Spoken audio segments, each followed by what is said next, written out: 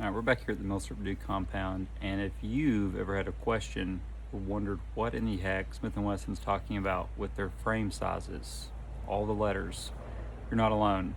So tune in for this. This is what this is about. We're going to go I through X with all the Smith and Wesson revolvers, kind of just briefly go over each frame size, where they came about, what the deal with them is. First, one to start out, the one that we don't see often, and actually I didn't even know about until a few years ago, is the I-frame. So this is a Smith & Wesson Regulation and Police. Check my notes here real quick. So the I-frame came out in 1896 with the Regulation Police hand ejector. Called that because you actually, it's a novel concept to use your hand to inject the spent casings. These first came out in 32 Smith & Wesson. Very small cartridge. This one's in 38 Smith & Wesson. Not 38 special. It's important. These were 5 shots. Very small, like in my hand. I mean, they're tiny in the hand. So these were around in production for quite some time. That is the smallest one that they've made, the I-frame.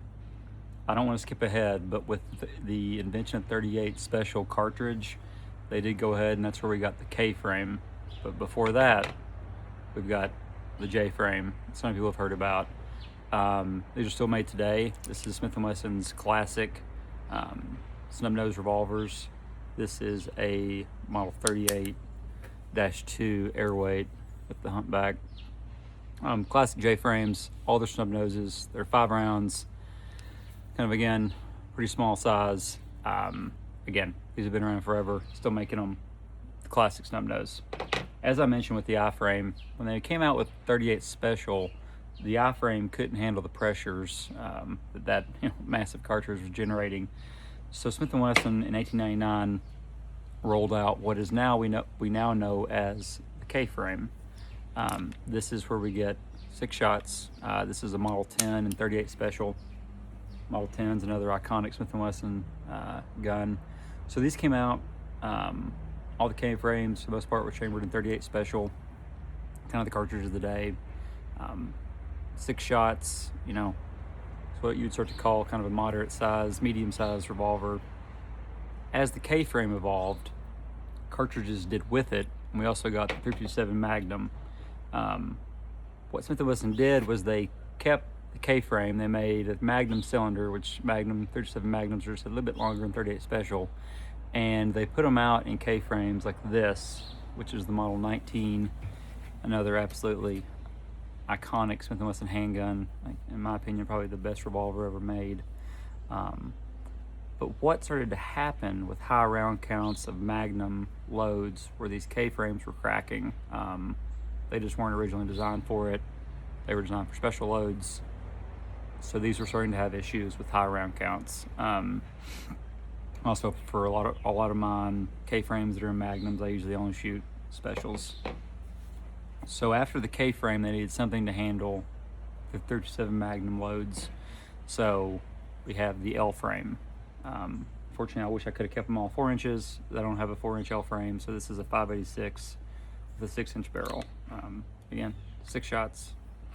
But let's look at the frame difference. That frame is going to be quite a bit bigger, a little bit heftier, but these can handle the .357 Magnums all day. And with the 586s and 686s, you get some that are 7 shots as well, which is a pretty hefty little firepower in an L-frame revolver, especially like a 4-inch or a 2-inch, 7 rounds of .357 Magnum. So again, cartridges are getting bigger. We've got 44s coming around, 44 specials and Magnums, and that's where we get the Dirty Harry special, the Smith & Wesson end frames. This one's a Model 29. These are chunky boys. They are thick. They are made for those Magnum rounds. Let's compare this up to a K-frame. This is where we're getting into some real kind of meaty revolvers. These can take a lot. Again, end frames are pretty iconic. There's a lot of configurations, a lot of calibers. But to me, the end frame in 44 Magnum is just a iconic handgun. But we're not done yet. Smith and Wesson, around 2000, maybe 2001, give or take, said, no, we need to go bigger. They said, we want to do the 500 Magnum 50 cal, but 50 cal is not going to fit in an in frame. So we got the X frame. Absolutely huge. The frame is massive. On my hand, up against a K frame, that comparison is dwarfed. You know, they have some other calibers in these, like the 460 Magnum. There might be another one, I'm not sure. This one was actually my late grandfather's. He bought it, saw it in American Rifleman, and said he had to have whatever was the most powerful gun, most powerful production handgun out there. So he wound up with this.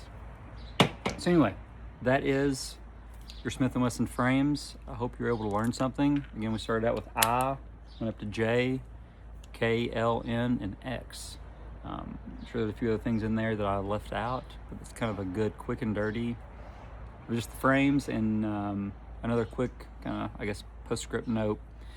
If you're really getting into revolvers and you start shooting them a lot, you'll start to kind of pick up some of your favorite frames. Like, for example, I love K frames. Big reason is that cylinder width is not quite as wide. So whenever you pull that trigger, it's a little bit quicker trigger pull to get through the cylinder. You can run them a little bit faster than, say, you know, an in frame. It's got a lot bigger cylinder, and that trigger pull is, you know, feels like it's doing more. So let's be personally, I think I can run K frames the fastest. I think the K frames are the easiest to carry. They can do concealed carry. I think they can be a mountain gun with magnum loads. They can take care of most things in North America.